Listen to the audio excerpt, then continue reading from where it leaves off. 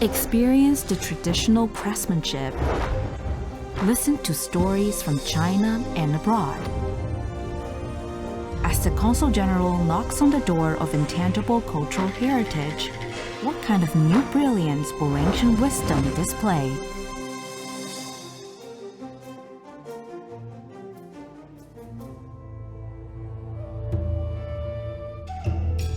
Two centuries ago, alongside the exportation of Guangzhou's colorful ceramics and exquisite embroidery to Europe, another form of art emerged: watercolor paintings on delicate pit paper.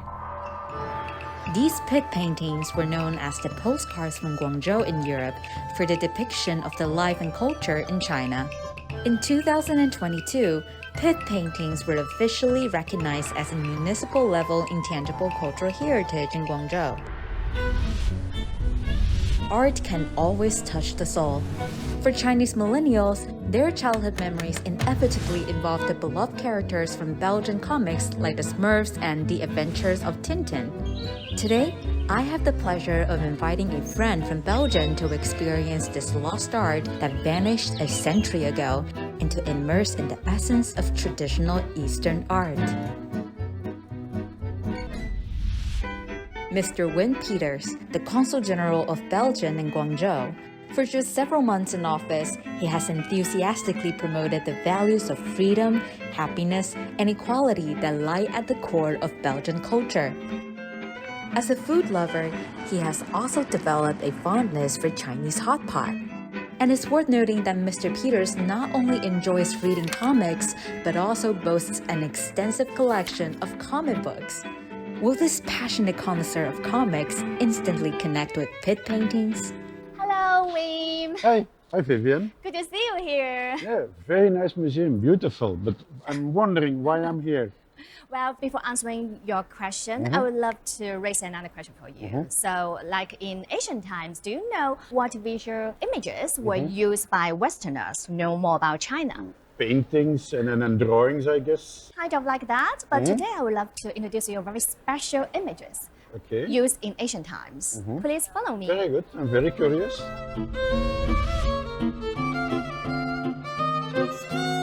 So Vivian, what am I seeing here?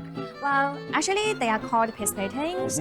They were regarded as the postcards of Guangzhou in the first half of the 19th century, depicting the daily life of Asian people at that times. Very beautiful, very detailed. And I think that is sort of process of making silk. So I think that's also would be very interesting for people in Europe to see the whole process. You're so observant. With the whole story from beginning to end. Yeah, from the beginning to the end. So I would love to invite you to explore more the beauty of these piece paintings. Okay. Pit paintings were often hailed as hand-painted snapshots of Oriental landscapes.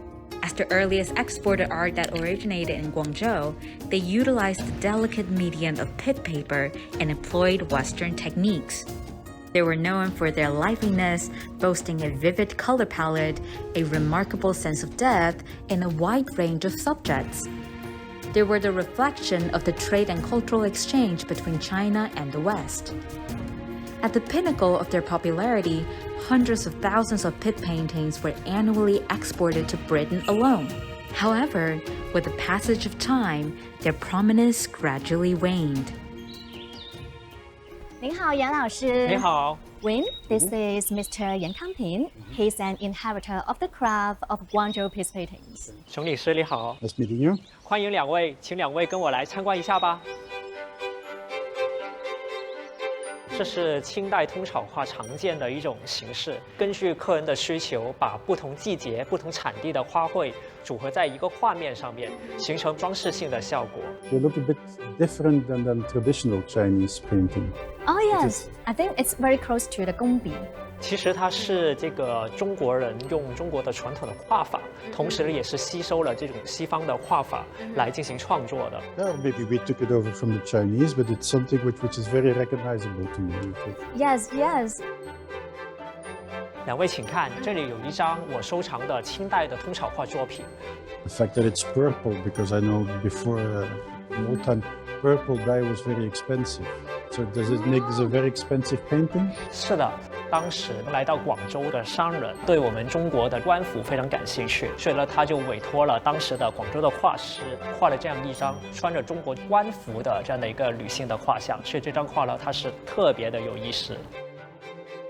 Could you have a guess how this stump turned into this paper? Yeah. Paper making You can is try to touch it. Feel the texture. It's like you press it into a sort of a pulp, and then you dry it out, and then it becomes a piece of paper. Wow, that's a nice guess. I think this is the way for many modern paper making process. 实际上呢，通草纸它是把这个通脱木白色的净水进行重剖压平之后，作为我们绘画的一个原材料。But it also means that it's always relatively small in size. Wow, you are such a good observer. Here's a question for our master. 是的，确实是这样。因为我们看到这个通草纸是用这个纯天然的植物制成的，受限于天然的原因，它的尺幅都不大。在清代啊，这种商船它是有各种各样的一个货运的这个舱位的数量的限制的。那么正是因为它小巧玲珑，更加适合当时的船员把它作为一个手信带回他们的国家，因此呢，也起到了一个清代的广州明信片的作用。通草纸在干燥的情况下，它是非常的容易。哎呦 ！Oh my god! Did I break it? Oh my god! It's so easy to tear it apart. I don't want to be the worst student of Mr. Yan. 我要赔钱吗？贵吗？不需要，不需要。但是当它泡到水里面的时候呢，就会变得非常的柔软。You can break it. Yeah. We can bend it, but it's. Oh my god! You can break I'm anything. too powerful. 我们现在开始画吧。先把这个笔来第一次。How to hold these two brushes together？ 为什么我们一定要同时抓住2支笔呢？这个是从2方面进行考虑的。首先呢，它是一个商业的绘画，那么效率就是商业的生命。第二个的话呢，是为了让沾染了颜色的部分有一个更加自然的过渡。通草画它刺绣的质感呢，是通过颜色的多次堆叠而产生的。为了让颜色自然过渡，会先给它做一个铺底。OK， 哦，Is that OK？ 它整个都涂完了。I did a bit too much. You finish. Oh, you paint all the flowers. Every part of the flowers is yellow. 把着色的部位向中间浅的部分晕染开去，让它有一个自然的过渡。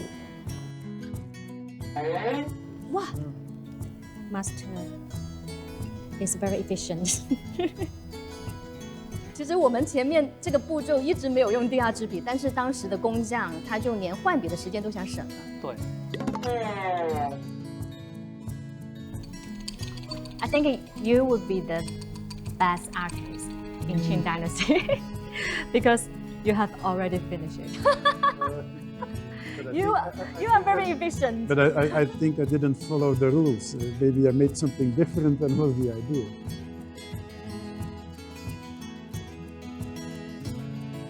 Wow. I want to steal master's work. Yes, of course. That's why he's called the master. 不如老师您先点评一下我们2个作品吧，好不好？2位的作品呢，都非常的具有这个个人的风格跟特点。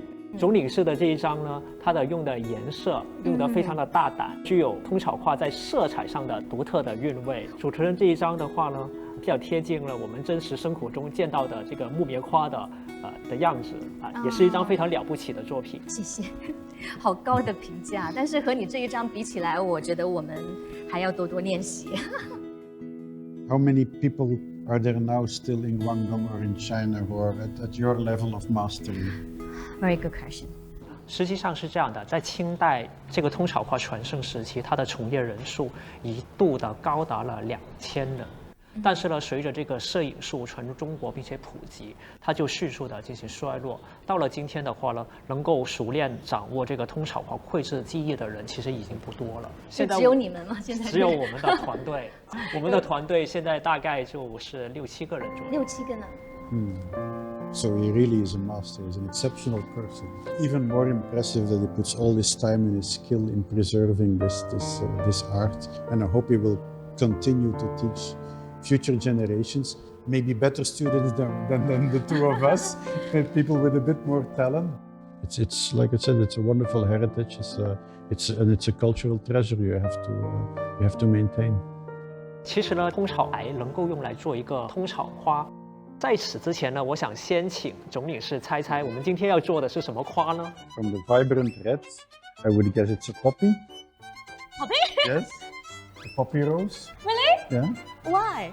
This Well, I answer? mean, we only have 2 petals, and then I think I recognize the stem and the black fibers. So that's all part of the poppy flower. Okay, let's confirm with the master. 是的，就是我们今天要做的，就是在比利时非常常见的一种花卉——虞美人。Oh, that's why you are so familiar. No, because it's also our national flower. So you have the Chinese national flower over here, and then now we have the Belgian national flower. Yeah, you could find the connection hidden in it, right? 好，那我们先进行第一步吧。首先，我们手上有一个湿的这个毛巾，我们先把通草纸放到毛巾中间，让它充分的湿润，所以我们要让它变形吗？让它变软。哦，变软。OK。我们把它进行一个对折，把花的形状剪出来，花瓣都涂上红色。那么在等它干的过程呢，我们要制作这个花蕊的部分。Roll the stamen. 又断了。No way, it's impossible! I'm really careful about my moves, but I don't know why. I still tear it apart. 没关系，我们可以继续把它粘上去。这个时候就可以使劲的去揉它。Yeah, this is how they look in nature. Yes. Then you get. 那么粘完这个之后呢，一朵漂亮的虞美人就做好了。Not only beautiful flowers, but so they can smell like Yeah, very fragrant. real flower. Yeah. I think the best way to preserve the intangible cultural heritage is just to make it a big business, right? I think it's a very good way. It's a creative way to use something like this art. Yes, and I hope that in the future there will be more products inspired by this kind of art, and then I think there will be more and more young people joining in this industry.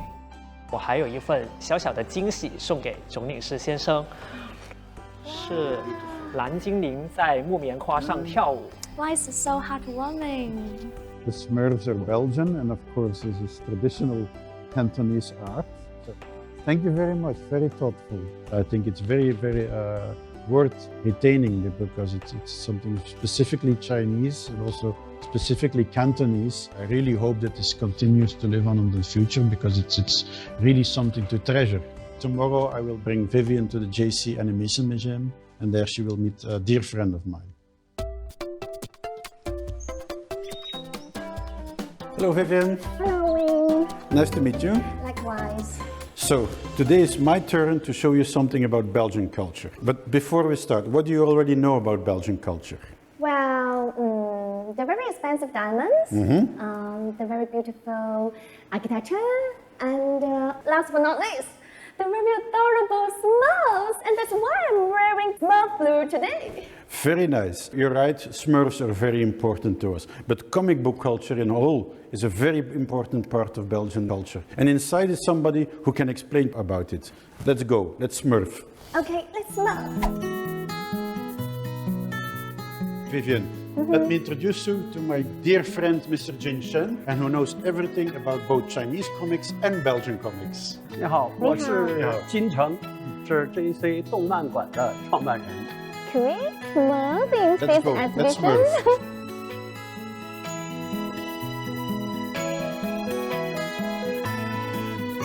It's beautiful here. Yeah. I'm wondering why the comic industry develops so well in Belgium. All of these comics, they were published in newspapers, so everybody saw them, everybody read them. Of the stories of Belgian comic books is that the stories are so universal. Explain positive feelings like happiness, like helpfulness, being friends with each other. The end is always nice. Very positive. I really love the stories. We don't have only the Smurfs. We have only Lucky Luke and Blake and Mortimer and Tintin. Tintin traveled all around the world. So a famous journalist, he went to Africa, to America, to Egypt, to Arabia. He even went to the moon. I'm so jealous of him. But of all the places, China was most important because he met his best friend in China. And I think Mr. Jin can tell you all about it. I remember there is a Chinese character in this book. 它叫中国章。实际上，现实生活当中呢，确有其人，叫张聪仁，辅助埃尔热画出了蓝莲花。And it becomes his best friend, and he takes care of it. They try to keep in touch. Chang gets lost, and that's the second part of the story. 因为是二战的原因，两个国家也失去了联系。埃尔热先生把他对中国章的思念画到了《丁丁在西藏》这本书，在他的笔下，在一个山洞当中找到了瘦骨嶙峋的中国章。Well, that's a really touching story between Belgian and Chinese. 那后来他还有机会见到中国章吗？ In 1980s, Chan managed to visit Belgium again, and then they made a very big. It was broadcast on television. It was in the newspapers. There was a special exhibition, and there you can see how emotional it was to see each other back after all these years. Yeah. Firstly, they gave each other a very warm hug. Yes, because they haven't met each other for 40 years. 40 years. Yes, this is how comic books work. I mean, not only there are universal stories like friendship and helpfulness, but there are also very personal stories of friendship between two people, between two cultures, Yes. which brings us together. 所以这个故事的背后呢，也是连接了中国和比利时两个国家友谊，尤其是这个艺术家之间、国民与国民之间这种交流。Well, we consider comics to be the eighth art form after music, painting, sculpture, and so on. And even when you walk to Belgium, especially in Brussels, you will see comics everywhere because we also use them to decorate houses. So in everyday life, comics are very much part of our culture.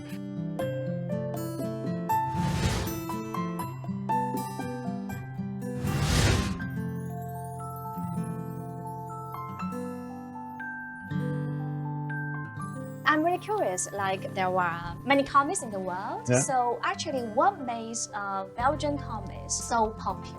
比利时的漫画呢，他们是擅长于制造 IP 角色，并且能让这些角色活在世人的心目当中。如果去比利时旅游，会专门有漫画旅游的路线，所以这个漫画是一个特别的，就是有代表性的一个国家形象。Did you know, Vivian, that when we Belgians travel, we take our comics with us because they're in our passports? Oh, really? Yes. They print comics. So this is a Belgian passport. So you have the different silhouettes. Lovely smiles. And it's even like a sort of security feature, because if you look under the black lights, you will see the real person. Wow, we could see the details of the smiles. 所以在比利时啊，实际上漫画呢，它是全民消费，就好像逢年过节的时候，会送漫画吗？会送漫画，像送巧克力一样，送一本漫画书。We love to give gifts to each other in Belgium, but indeed comics are as valuable as books as other gifts for us, and you make your friends. By the way, it reminds me, I also have a little gift for you. Oh, really? So, This is a surprise. Ah, oh, my lovely Pasma. yeah, Papa Smurf. And I also have a gift for Mr. Jin. It's not a comic book, it's a whole museum, because I know he's a very good friend of the director of the comic book museum in Brussels, and we visited many times. 这个画面的场景我太熟悉了，太熟悉了。我去过无数次这个地方。就像你在 Brussels 的家一样。哇，没错，非常感谢 Yeah, 裴 really 伟岷先 appreciate 生， this gift. 非常感谢 Yes.。刚才说起漫画，我也在想我要送给裴先生一个什么礼物呢？想来想去，我觉得还是要送漫画吧。作品名呢叫《小蛮腰》。This Canton Tower Yes. has a very local name Okay. called 小蛮腰 means very thin waist for Yes. female, very good figure. 所以也希望就是裴先生能够记住中国的美好和广州的美好。 For me, comic books, especially a way to open doors and to shake hands and to make first contacts. And I think that's the best way to connect. 你好。